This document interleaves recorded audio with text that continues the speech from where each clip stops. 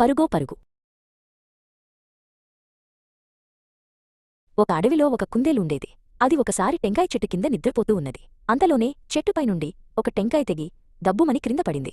పడితే కుందేలు ఉలిక్కిపడి లేచింది. చుట్టూ చూడగా ఏమీ కనబడలేదు. ఏందోలే అని అట్లాగే మళ్లీ పడుకున్నది. కొంచెంసేపు అయ్యిందో లేదో మళ్ళీ దబ్బుమని శబ్దం వచ్చింది. కుందేలు కళ్ళు తెరిచి చుట్టూ వెతికింది. పైన ఆకాశం నీలంగా కనబడుతున్నది. అమ్మో, ఆకాశం విరిగిమీద పడుతున్నది అనుకున్నది కుందేలు. మరుక్షణంలో అది పరుగుతీయటం మొదలుపెట్టింది. అంతలో దానికి ఓ జింక ఎదురయ్యింది. ఆగాగు, ఎందుకు పరుగెత్తుతున్నావు కుందేలు అని అడిగింది అది. అయ్యో, ఆకాశం విరిగిపడుతోంది, నువ్వు పరుగెత్తు అని ఉరికెత్తింది కుందేలు. జింక దాని వెనకనే పరుగుపెట్టింది. అలా ఉరుకుతున్న కుందేలు జింకలకు పులి ఎదురైంది. పులి అడిగింది, జింకా, కుందేలు ఎందుకు పరుగెడుతున్నారు? అయ్యో, ఆకాశం విరిగిమీద పడుతోంది, నువ్వు పరుగెత్తు అన్నయ్. జింక, కుందేలు, పులి కూడా వాటితో పాటు కలిసి పరిగెత్తటం మొదలుపెట్టింది. అంతలో వాటికి ఓ ఏనుగు ఎదురయ్యింది. ఏమర్రా, ఆగండి ఆగండి, ఎందుకు పరుగెత్తుతున్నారు అంటే అవి ఆకాశం విరిగిపడుతోంది, నువ్వు పరుగెత్తు పరుగెత్తు త్వరగా అని అవన్నీ ఉరుకెత్తాయి అటు ఇటూ చూడకుండా. ఇక ఏనుగుకు వాటి వెనక పరుగెత్తక తప్పలేదు.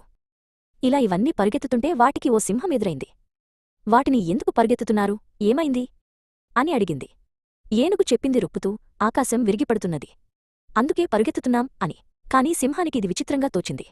ఆకాశం విరిగిపడితే నువ్వు చూశావా అని అది ఏనుగును అడిగింది. నేను చూడలేదు, నాకు పులి చెప్పింది అని అంది ఏనుగు. ఏం పులి, ఆకాశం విరిగిపడ్డప్పుడు నువ్వు చూశావా అని సింహం పులిని నిలబెట్టి అడిగింది. లేదు, నాకు జింక చెప్పింది అన్నది పులి. అప్పుడు సింహం జింకను నిలదీసింది. ఆకాశం విరిగిపడితే నువ్వు చూశావా? లేదు, నాకు కుందేలు చెప్పింది అంది జింక.